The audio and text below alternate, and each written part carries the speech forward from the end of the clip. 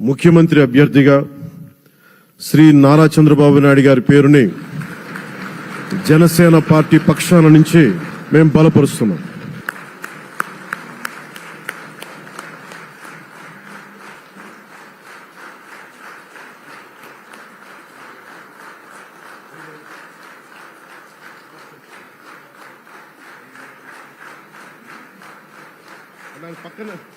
ఇది నేను ఆయన పక్కన పెట్టుకుని చెప్పాలి. ఆయన నలిగిపోయారు. జైల్లో చూశాను ఆయన. పాపం భువనేశ్వర్ గారి బాధను చూశాను. నేను అనుకున్నాను, అమ్మ మీరు కన్నీళ్ళు పెట్టుకోండి, మంచి రోజులు వస్తాయని చెప్పిన మంచి రోజులు వచ్చినాయి.